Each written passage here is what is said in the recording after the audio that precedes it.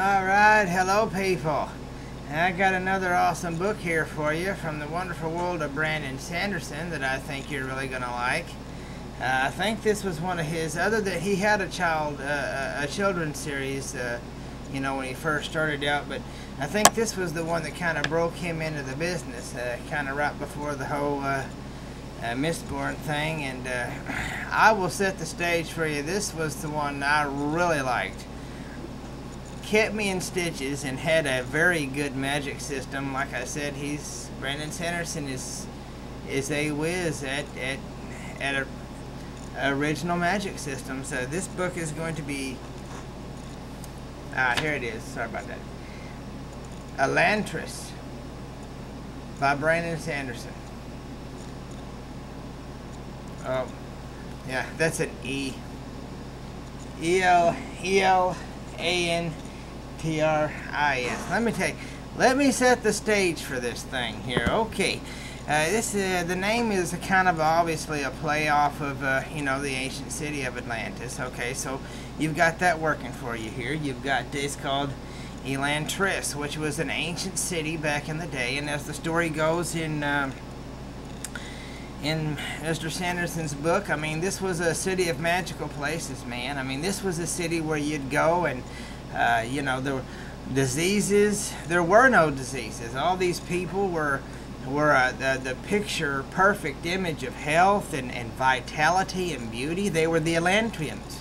The Elantrians. People brought them from all parts of the world of this universe, of the world that where the city of Elantris was in the novel, anyways. All parts of the different worlds would come to this city of Elantris because these guys would use this magical system, which was the eons, and these little codes that they would put together, and they would combine these little things with another one to make these magical powers that would give them the abilities to do different things and heal sicknesses and write languages and travel great distances, and they could use them to, like I said, they could use them to you know, travel from one point in time to another. I mean, like I said, it was an age of awesomeness.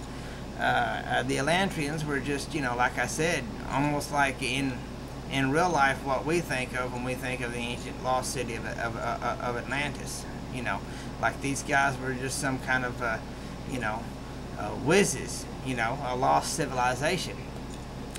Well, anyways, now let's bring you back to present day, what's going on in the novel, which all this is in the past. Elantris, this great golden age, it's in the past, and the reason why is because something has gone extremely wrong.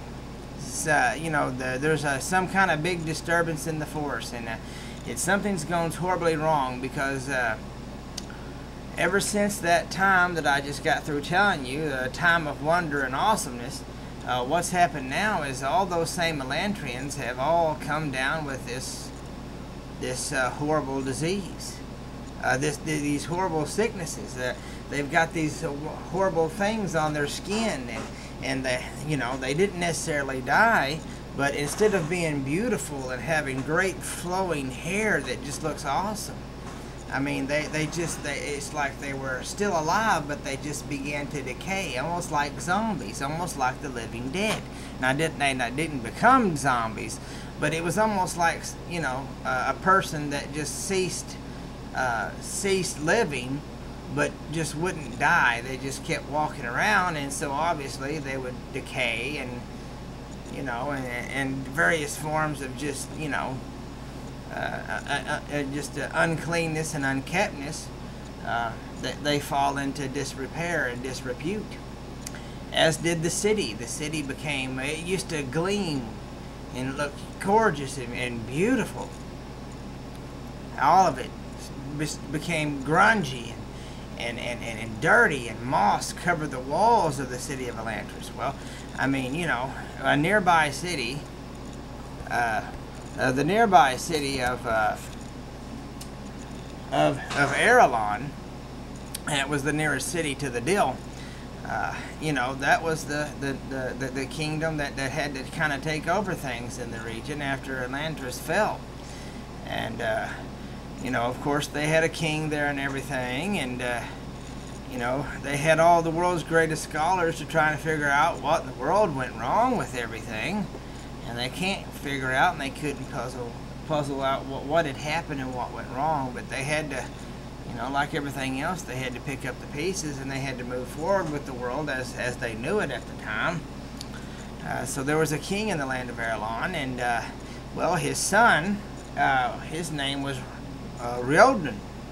And of course, a lot of these people and a lot of their names, a lot of the root names anyways, were from these little eons that they had used to piece together things to make the magic, you know, once again, the magic system that made this particular world work, just like the world of that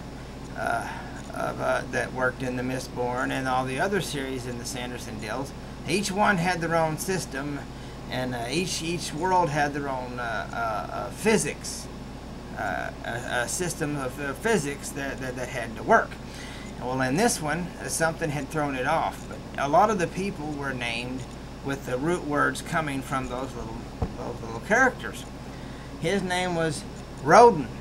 Now, he was the crown prince, and you know, obviously he had to he was to be married. You know, he was betrothed to be married to this girl by the name of Serene, who was from a very, very small kingdom, you know, from, you know, a little ways off of the land of Teod. And he had never met her, obviously, and of course she didn't know anything about him, but of course her kingdom had kind of gone into, you know, decline as well. Everybody's had since what had happened to Elantris had happened. And so her father, who was a very good king,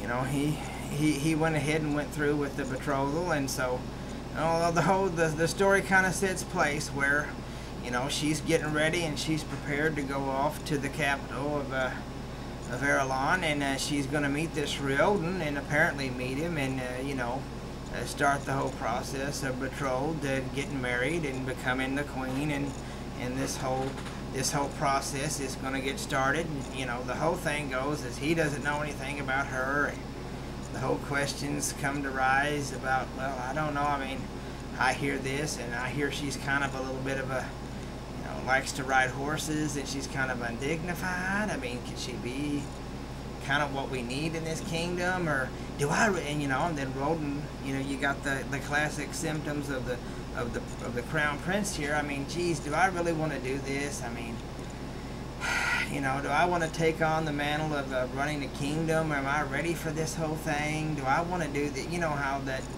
storyline plays out, and all those questions go on, and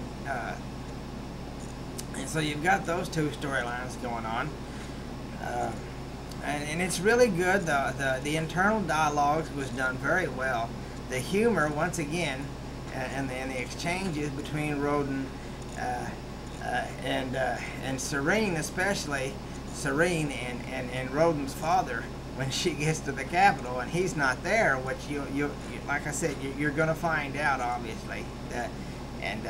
I would say why. I would say why Rodin's not there when Serene gets there, but once again, I don't want to give too much of it away, because I'm a read and find out type of guy. I want you to read and find out. Anyways, she gets to the capital for some reason or another. Rodin is not there, of course. Since since Serene has never seen Rodin, the person that she's supposed to marry, of course, you know, and he's never seen her, obviously they're not going to recognize one another. You see where I'm getting at here? Because, you know, neither has seen one another, you know, and unless they've been able to communicate, which is another thing that happens with these little eons, these little magical things. They have these little floating guys that are going around in the shape of symbols that are in the little Ars Orcanum in the back, and like I said, once again, let me show you some of them. Here we go. Yeah, here it is.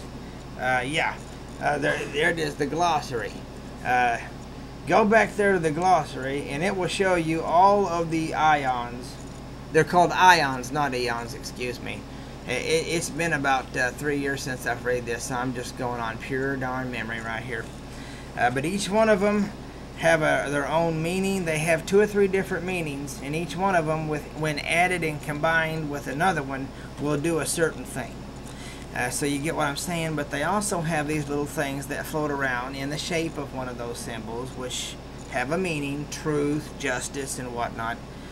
Well, they also can work as a communication device, and so she can correspond with her ion that's specifically for her, and correspond with her father back in Teod, or she could correspond with Rodin or Rodin's father. But like I said, anyways, so it's an amazing world here, and Sanderson's already said that eventually he does plan on going back and possibly doing a sequel to this. This was one of his first books, and obviously it's been a while. But anyways, so that all happens, that takes place, she gets there, he's not there. They've never seen each other. That sets up the storyline, and you'll have to find out why, in fact, Rodin's not there, what causes him not to be there. Do they meet? How do they meet? What's the circumstances? What happens? Read and find out. But then there's also the third central character to this series is the High Priest Hrathen from Fjordell. And he has sailed all across this way to get to Erelon, to convert Erelon to this religion that is sweeping the nation. That he is the high priest for that region, and he's going to convert this entire nation, or he's going to condemn this nation to get the Fjordell's forces are either going to come in and kill and completely obliterate Erelon and Teod and this whole region. And this is all up to Hrathen, if he chooses to convert them and save them, or if he wants to condemn them and tell those guys that are sailing from Fjordell to just come in and just obliterate them all. So should I save them and convert them to this new religion, or should I just let them die? You know, so this whole thing is going on here. And then of course you have these weird psycho guys that's also his what you would call an apprentice, that's following Hrathen around. And you know, like I said, it goes into Brandon Sanderson writes a great intriguing novel. It's a whole, and then it goes into the whole hierarchical system of the priesthood of Fjordell, and you know, Hrathen, is he a bad guy? Is he not a bad guy? Who's the bad guy? Is he really what we have to worry about, or who, you know, or is the whole system, or is the guy over there the one we have to worry about, or what's going on here? You know, and there's always some kind of psycho dude in the background that's got to come in and kind of screw things up and, you know, switch it around, switch gears and things. I'll tell you, this, for just a one-shot book, it was an amazing read. And I highly recommend that you run out and get Elantris by Brandon Sanderson and read it. It is an amazing book, an amazing story. It's got great characters. The exchanges between Serene and her dad, Serene and Rodin's father, and then obviously, you know, the confrontation later on. You know, it has a lot of Shakespearean qualities as well, because of the whole Shakespearean, and also a little bit of kind of a Greek tragedy thing going on here. You know, not knowing who somebody is, both ways. You never met them, they've never met you. You're supposed to know them, and you pass them right by. Some things have happened, and You would have made a different decision if you would have known this or if you would have known that. Lots of elements going on here, and Sanderson put it all down in about 500 pages of books, and he covered so many different topics and a completely different magic system. Once again, ions, awesome, love them, excellent. I recommend that you go out and get it. Remember, that's Elantris by Brandon Sanderson. Also, go and pay a little visit to BrandonSanderson.com. He's got a shop there, and you can order the eons as a necklace if you like your favorite eon. There's an eon in there, and he is hilarious. If you want to get him and wear it on your neck, go to BrandonSanderson.com, and you can do it. Anyways, I guess I'll get out of here. From my bookshelf to yours, happy reading.